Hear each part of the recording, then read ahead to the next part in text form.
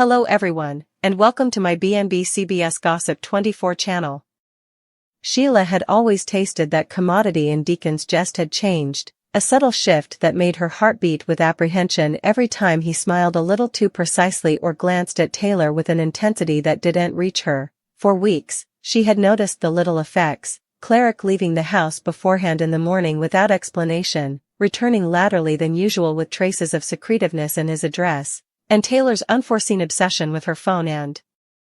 hushed phone calls in the living room. Exchanges suddenly ended whenever Sheila entered, their eyes zipping guiltily toward one another as if caught in a trap she hadn't yet seen. Sheila's suspicion, honed over times of navigating the twists and turns of connections fraught with pressure and deception, rumored warnings in the quiet corners of her mind, but she had originally brushed them away, persuading herself that paranoia and overthinking were her only companions in this putatively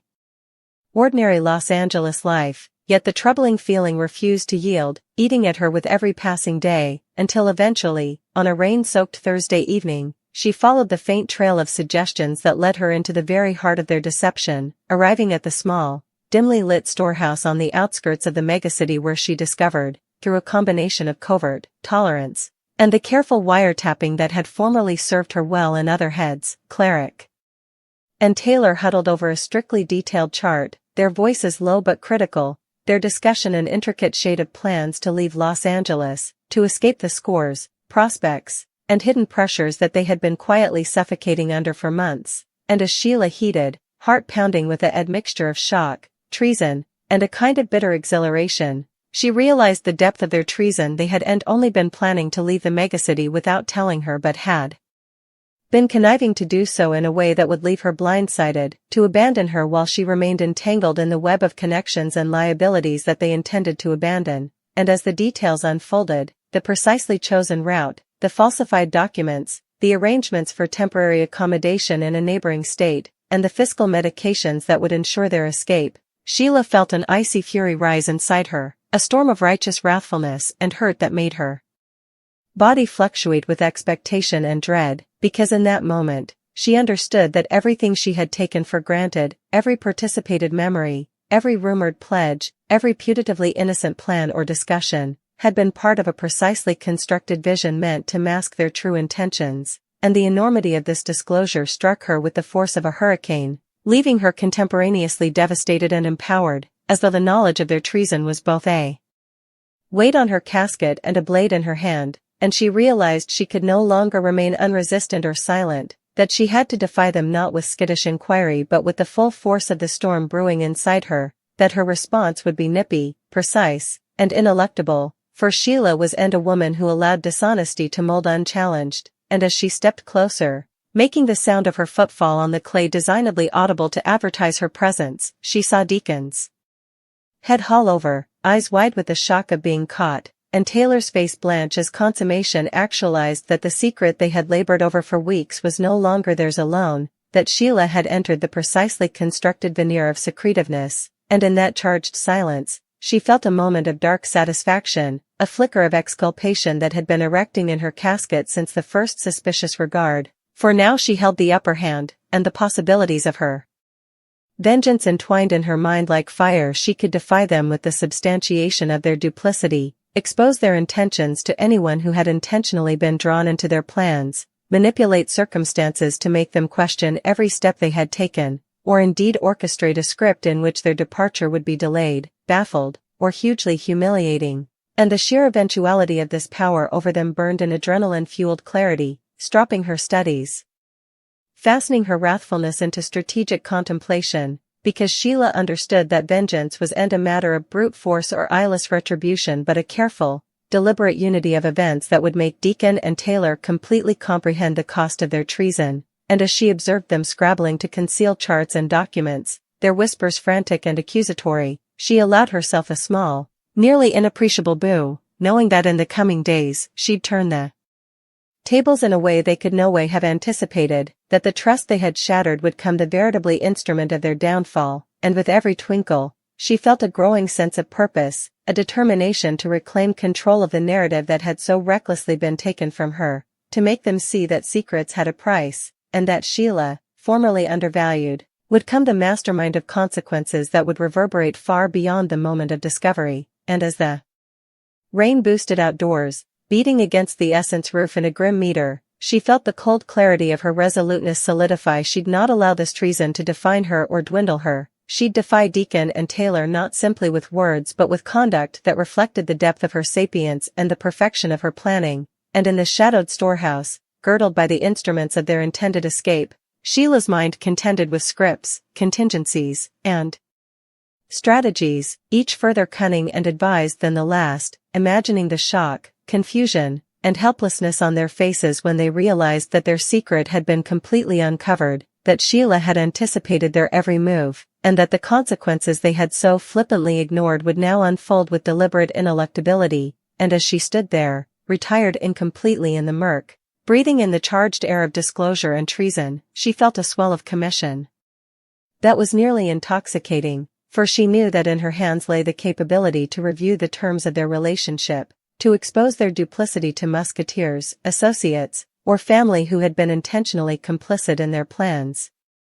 to manipulate their precisely constructed escape into a maze of obstacles and misgivings, and to ensure that every step they took from that moment onward was shadowed by the knowledge of her universal mindfulness and her unvarying resoluteness. And as Deacon eventually murmured a hopeless question about how she had discovered everything, and Taylor's voice quivered with fear, Sheila allowed herself to step completely into the light, her eyes glinting with an admixture of wrathfulness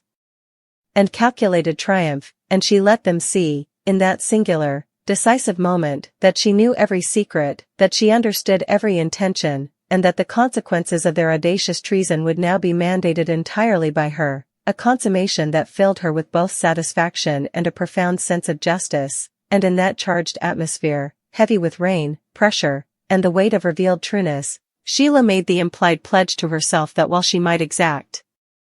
vengeance in ways subtle or overt, the ultimate power lay in the knowledge that she was no longer the bone being manipulated, that the tables had turned fully, and that Cleric and Taylor, who had believed themselves clever, would now have to navigate a world where every step was shadowed by her sapience, every plan scanned under her grim aspect, and every unborn action measured against the knowledge that Sheila, formerly deceived, was now completely awake, completely apprehensive, and completely able of turning treason into occasion. And as she watched them falter under the weight of their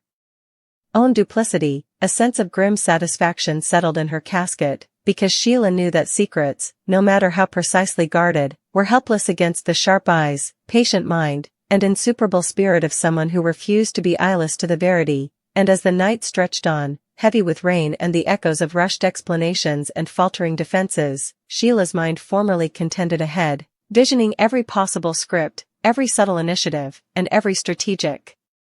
disclosure that would ensure Deacon and Taylor could no way again underrate her, that their tried escape from Los Angeles would be ever tainted by the shadow of her discovery, and that the bold treason they had committed would, in the end, come the instrument of their own reckoning, a reckoning orchestrated not in haste or wrathfulness alone but with the scrupulous, implacable perfection of someone who had been wronged, but who was no longer willing to suffer quietly, who had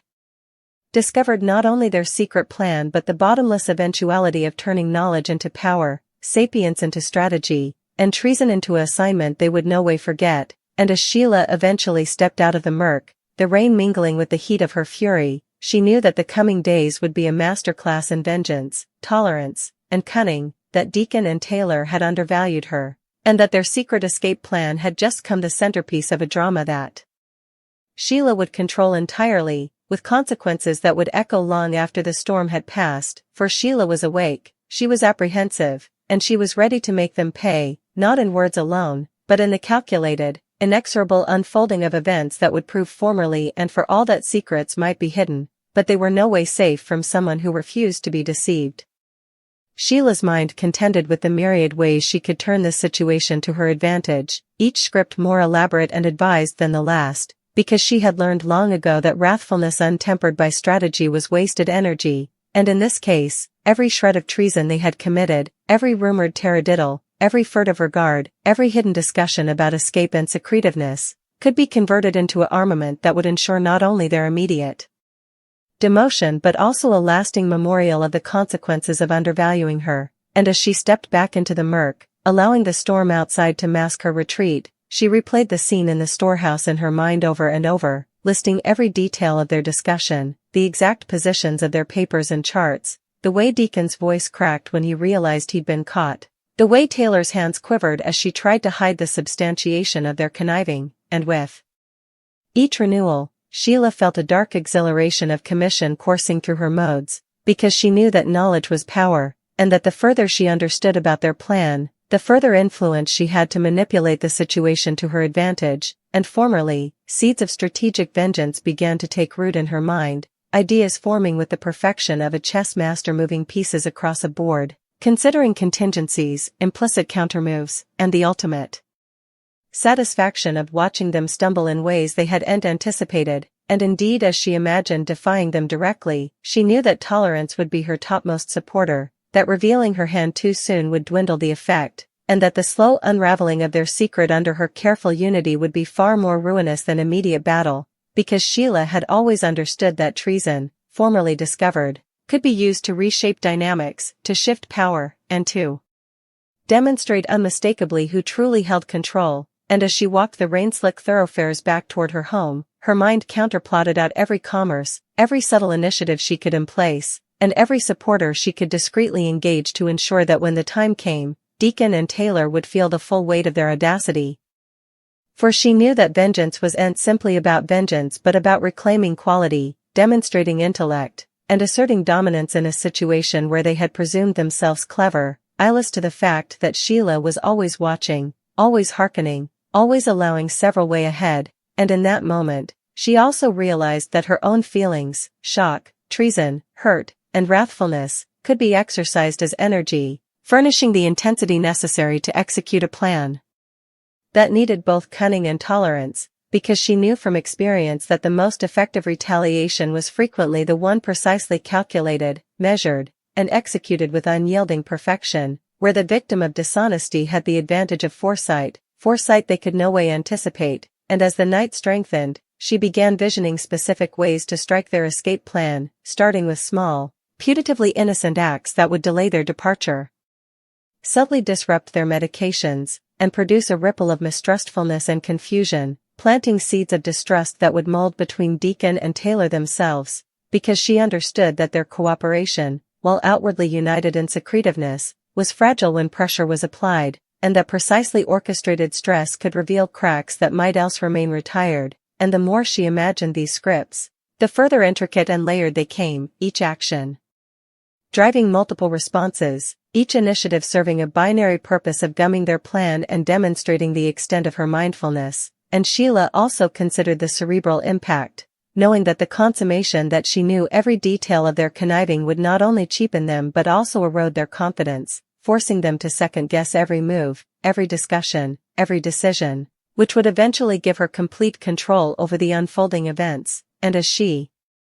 arrived home, sopping and intoxicated, she incontinently began listing her compliances, reviewing her internal notes of the storehouse, the charts, the routes, the fake documents, and indeed the small behavioral singularities that betrayed their anxiety, because indeed in the ramifications, there was influence, there were openings for subtle manipulation, and she could use that knowledge to orchestrate a series of conduct that would ensure maximum dislocation to their plans, while contemporaneously situating herself as untouchable, human, and in command of the situation. And over the following days, she moved precisely, maintaining her countenance while gathering fresh information, observing their habits, noting patterns, and indeed pretending ignorance when Deacon and Taylor appeared surprisingly conservative or uncommunicative, because she understood that in deception, perception was reality, and that allowing them to believe they had the upper hand would only make their eventual unraveling more complete, and in quiet moments, she contemplated the emotional satisfaction she'd decide from exposing them, imagining the fear in their eyes, the stammering explanations, the futile attempts to justify themselves, and the way they would struggle to maintain the vision of control when brazened by someone they had undervalued, and Sheila's mind also explored the practical logistics, considering how she could subtly intrude with their finances, delay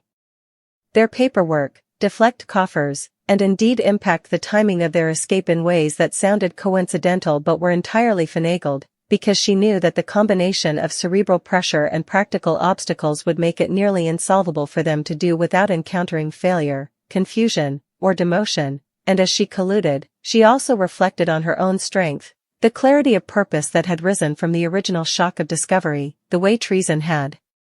converted into commission, and the way the knowledge of their intentions could be weaponized to cover herself and assert dominance, and in the quiet solitariness of her apartment, girdled by the familiar comforts of home, she felt a cold satisfaction knowing that she held the key to their fate, that their precisely constructed escape was now entirely within her control, and that every step they took from that moment forward could be shadowed, disintegrated, or diverted by her sapience.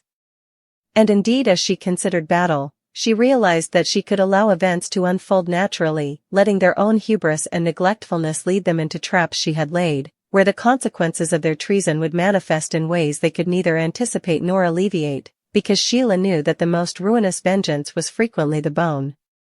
that appeared robotic, the bone that sounded like chance or coexistence, when in reality, it was the product of scrupulous planning and unwavering attention, and as the hours passed, she sketched internal arrangements of scripts, rehearsed discourses, anticipated defenses, prognosticated pretenses, and indeed imaged implicit justifications or attempts at conciliation that they might offer, each one precisely considered so she could respond in ways that maximized cerebral impact while maintaining her own countenance and strategic advantage, and over the coming week, she began to apply subtle interventions: a delayed dispatch that disintegrated a crucial appointment, a casual suggestion to a third party that created minor confusion in their arrangements, a slightly altered instruction that caused a detention in their medication, each done with the appearance of coexistence, all executed with perfection, because Sheila understood that when conniving vengeance, the effectiveness lay in the invisibility of the songwriter, the invisibility that would leave Deacon and Taylor frustrated, bewildered, and decreasingly apprehensive that commodity was amiss, that the forces shaping their escape were arbitrary but controlled by an unseen intelligence, and as these small acts accumulated, she observed their relations nearly, noting pressure, frustration, and growing mistrustfulness in their eyes, and each subtle response corroborated her understanding of their psychology, revealing vulnerabilities, exposing overconfidence, and furnishing new openings for strategic manipulation, and as she continued, Sheila also allowed herself moments of reflection, considering not only the immediate satisfaction of baffling their plans but also the long-term counter-accusations, the way the experience would change their perception of her, the assignments they would carry about undervaluing others, and the way she could use this knowledge to ensure unborn relations were guided by respect, caution, and mindfulness of her capabilities, and in these reflections, she set up a deeper sense of commission, a consummation that the treason had uncorked a eventuality she hadn't completely appreciated ahead, a combination of intelligence, tolerance, and cerebral sapience that could be applied not only to this situation but to the broader challenges of her life, and as the days passed, the pressure boosted, the subtle manipulations continued, and Sheila burrowed in the slow, deliberate unfolding of her plan, each action measured, each response observed, each consequence entered, knowing that the eventual disclosure would be complete, that Deacon and Taylor would come to understand completely the price of their duplicity, and that the satisfaction of seeing their secret unravel under her careful unity would be unequaled, because Sheila had converted the original shock and treason into a medium of commission, a process that combined strategic brilliance, cerebral sapience, and emotional adaptability, and as the moment of battle drew near, she also considered the final act, the capstone of her careful planning, the way she'd eventually defy them with inarguable substantiation, the careful construction of circumstances that would ensure their embarrassment and demotion were complete, and the consummation that she could control the narrative entirely, framing the events in a way that reflected both justice and imagination, and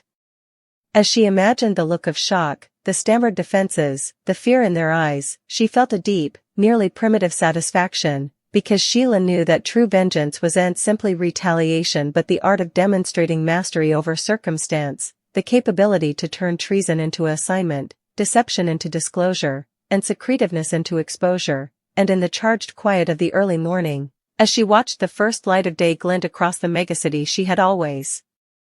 called home, she felt the full magnitude of her power, the complete metamorphosis from victim to strategist, from betrayed to triumphant, and she knew that no secret, no plot, no deception could ever again take her by surprise, that the knowledge she now held would ever shift the balance of power, and that cleric and tailor, who had allowed themselves clever, would come to realize that their attempt to escape, to shirk responsibility, and to leave her before, had only failed but had come the veritably instrument of their death, because Sheila, in discovering their secret, had uncorked not only a path of vengeance but also in mindfulness of her own insuperable strength, a clarity of purpose that would ensure that the coming chapter of this saga, the battle, the exposure, and the reckoning, would unfold entirely under her control, a testament to the fact that treason, no matter how bold, could be met with foresight, tolerance, and the unwavering resoluteness of someone who refused to be deceived. And as she prepared for the ineluctable final act, she allowed herself a moment of quiet reflection, a sense of grim satisfaction tempered by a strategic mind.